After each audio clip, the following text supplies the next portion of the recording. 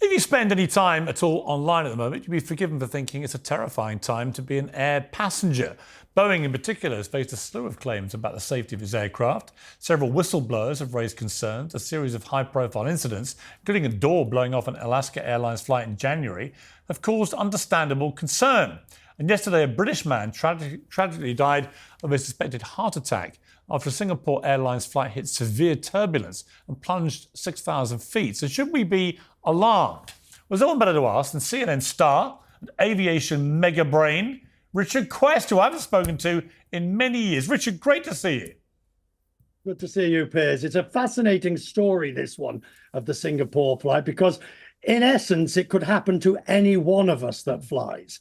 There are no unique factors about this case other than you have a plane that is flying along and all of a sudden gets hit by turbulence. But what's interesting, Piers, is that the height that this plane went up and down was not thousands of feet. It was only several hundred feet at each time, but the ferocity, because of what's known as the vertical rate of ascent, that's what was so powerful. This plane was being pummeled up and pummeled down several hundred feet a minute, and that's why it was so difficult. And ultimately, what level did it go from and to by the end of this? Right, now this is where not that much. The greatest differential of feet seems to be about 300. So it goes from 37,000 up to 37,150, and then maybe down to 36,700. Right. The confusion here, Piers, is people are confusing later on where they see the plane descending to 31,000 feet. But if you look at the chart, that is a controlled descent on autopilot, and it's a continual descent down to a lower level. The actual incident, the differential is from bottom to top is about 400 feet, but it happens aggressively. It happens at a rate of ascent of 1,000 a minute and at a rate of descent at 1,500 a minute. These are very, very violent movements, but they're just not that big. Now, I think you're right in saying that no plane has ever crashed from turbulence, right? Correct. It is the plane is built. So, I mean, let's take this incident, for instance. There is absolutely zero chance, in my view, that this incident was ever going to cause the failure and collapse and destruction of the plane. This was not that great a movement. It was a brutal movement. It was violent, but it wasn't like the plane dropped 10,000 feet. Believe me, if that had happened, you'd have had a lot more dead bodies. So here's my question. Clearly, somebody died from a heart attack. It was obviously scary up there, and other people got injured. But here's my question. I just assumed that modern-day aircraft are so sophisticated now, the systems they have. Why is it that they would not be able to detect such turbulence approaching? Because I'm told they have all these built-in systems which are specifically designed now to actually detect when this stuff is there. So what happened? There is a difference between detecting the presence of the storm and really understanding the ferocity within it. So yes, they did see that there was a weather pattern ahead, and it was obviously one that they could not go around, so they had to go through, or at least go back, skirt the edges of. But when this thing happens, what they can't tell you is just how bad. Yes, the radar's got yellows and greens and reds on it that will help them understand it. The best way, actually, is what's known as a ride report, which comes from pilots ahead of them. And one of the parts of the investigation will be, were there ride reports that told them this was not very clever to be going through it? Right. Should they? And one other point, Piers. Look at my office, just sort of vaguely behind you. You can see all the detritus of the day. Now, imagine you're on the plane and they're serving breakfast, and suddenly you're told, well, in a minute or two, you're going to hit this. All of this is just going to go up into the air. And that's why there's such a mess. And those panels, by the way, on the roof, they're meant to be opened and to taken down. So if somebody hits it, something opens it, they fail. All the really serious stuff that controls the aircraft is hidden way, way down beneath, under the floor or in the walls. Now, there have been a lot of Boeing-related incidents. We've had wheels falling off, we've had doors falling off, we've had whistleblowers coming forward to point out all sorts of flaws and problems with the company and its engines and so on, and its aircraft. What is your belief about where the truth lies? Does Boeing have a big problem? If it does, what's causing it? Yes is the short answer. Boeing has a big problem. And the problem is one of quality control. Let's go back to the MAX incident. The problem with the MAX incident, where the crashes of the MAX incident, wasn't quality, it was profit-seeking over safety. The documentation is absolutely clear. They made mistakes in the way they designed and the way they told pilots about the MAX. But now take that as being year one. You then have Calhoun taking over as the CEO, and you have this 2-year period where he is telling us that everything is changing. Things are getting better. Safety, safety, safety. Safety first. Nothing comes before safety. And then you have this door plug where 4 screws are not put back on. And it not only blows the door out, it blows a gigantic hole in Boeing's argument that they are safety first. Because for crying out loud, Piers, if you're safety first, how do you not put the 4 plugs back on the door? Why? Now, Michael O'Leary, you know Michael of Riot. Yeah. He told me last year, he said, look, we get planes from Boeing, and when we go through them, they're fine. They're perfectly safe. But we find things that aren't quite right.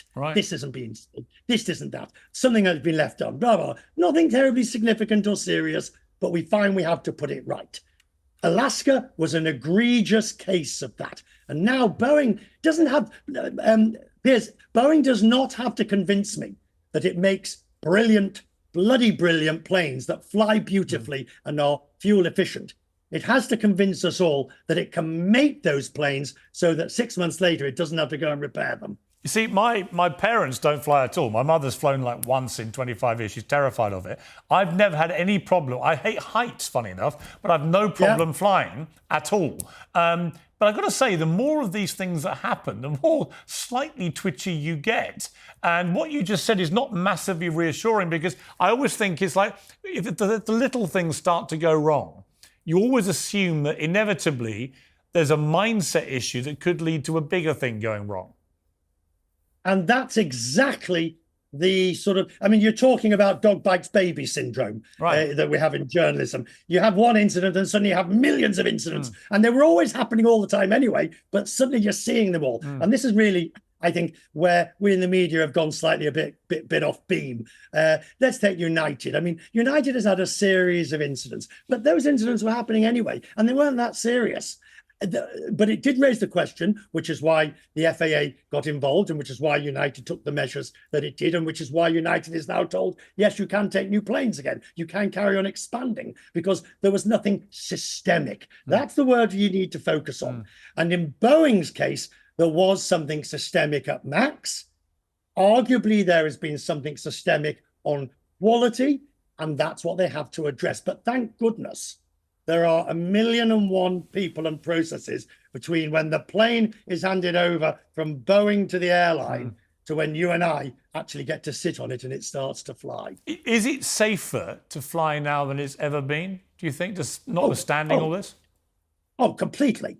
Absolutely. You've got more chance of being hit by lightning than an accident in a plane. Absolutely. I flew yesterday, Riyadh to London, London to New York. I'm flying next week from somewhere else. No, I don't worry, to be honest, Piers, I do not worry about the aircraft itself. That I've seen wings in testing being sent to 45, 50 degrees. I've seen just how well built the plane is, even if, I mean, ignoring the door blowing off. I worry more about air traffic control. I worry more about pilot training in some cases in some parts of the world.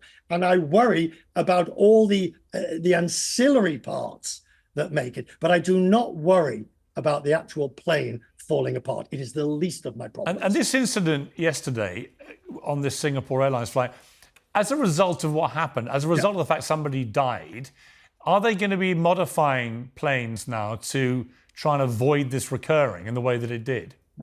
No, they won't be because there's nothing they could have done. The man died regretfully and tragically, probably from a heart attack. What they will be, Piers, if I say to you, and we've known each other a while, if I say to you, always keep your seatbelt fastened, you immediately yawn and think, here we go, apple pie, motherhood, and turn the gas off if you're going away for Christmas. Lag your pipes in winter. All the usual bromides. Right? You think, oh, good, here we go again. Tell me something I don't know. But if I also give you the example, I'm just looking in my office if I can find a suitable something to demonstrate. Let's take these things here. This is you on a plane. Now, if the plane drops, look what happens to you. You go down, but the roof is here and you hit the roof. Think of the egg in the bottle. Put an egg in a bottle and shake it. That is you without a seatbelt. And there's something blasé about passengers, particularly, and I'm one of the worst, and I suspect you're up there too, that sort of fly frequently, and we're too cool for seatbelts. I mean, that's for little old women at the front of the plane, whatever. No. I make sure now I always fasten the belt and I keep it loosely fastened when I'm sleeping because I don't want to be the egg in the bottle that hits the roof of the plane if we drop. And this thing, Singapore, shows us you don't have to drop much, only a couple of 100 feet. I can't let you go without taking you back to the last time we worked together at CNN, early 2014, where for 6 consecutive weeks, night in, night out, as I was hosting my show, Piers Morgan Live, as it was then, and you were my regular guest through us as the aviation guru, and we were trying to work out what the hell had happened to that flight MH370 from Kuala Lumpur to Beijing. So my question here, nearly 10 years later, have we ever found out what happened to that plane? No. And I'm looking for a copy of my book, which is somewhere here, which I think I sent you a copy of. No, we haven't, and that's fascinating because people will tell me this happened, that happened. We don't know. Just leave it at that. We don't know. I have one question for you, Piers, if I may. Of course. Are you excited at today's announcement on the UK election? It's interesting. You know what I was really struck by is that, when things aren't going well for you as a political leader, and when it rains, it pours, we would say, right, as UK people. Yeah. And I watched Rishi Sunak came out of number 10 door, and it was pouring with rain. It's been ghastly weather. And they didn't have him covered. So he got absolutely soaked. And all I could think was the headline the next day will be, rather than Rishi Sunak boldly goes for early election, it's going to be Drowning Street. Washed out Rishi, blah, blah, blah. It'll all be rain and soaking jokes and wet jokes. That is not a great optics. All I could think, I was mesmerised, not by the fact that it was, July 4th, which is Independence Day, has all its connotations for that. And it's definitely a bold move by Sunak to do it. But just as a former newspaper editor, the glee I would have felt at being able to immediately have a big picture of this drowned rat prime minister with things can only get wetter or whatever you want to say. That was what struck me. The optics were terrible. Which begs the question, why on earth didn't they just move it inside? Were they hoping to show him as being man who's like everybody else gets? Well, no. You can't do it. So I've got one question for you before you go. And it's this. You fly a lot, and you've already given some insight into the ridiculous schedule you have. Who is the person in the world, present company accepted, who you would least want to be finding yourself sat next to on a long-distance flight? Oh, least want to? Least want to. Oh, that's easy. That's easy. Wherever I'm working, the CEO of the company. It's like being, the first time you're invited to go on the corporate jet, you really think you've made it. You're the dog's box. And you really think, oh, this is great. And then you get to realize you've got to sit on this bloody plane and make polite conversation without giving anything away to the CEO, who incidentally always gets the best seat at one end at the front of the private jet. So I love sitting next to strangers and making conversation, and I love all of that. And I've perfected the art of saying, you will let me sleep now, won't you? Do forgive me. And up we go. But no, the person I would least like to spend 12 hours across the Pacific is the CEO. I once spent 10 hours flying from London to Las Vegas on a Virgin Atlantic flight in one of their, the pods they used to do in first class, upper class, whatever they called it. And there was a very glamorous lady lying next to me, and we got on really well. We started having some drinks and laughs and talking, and we never actually got round to what we both did. And eventually she went to sleep.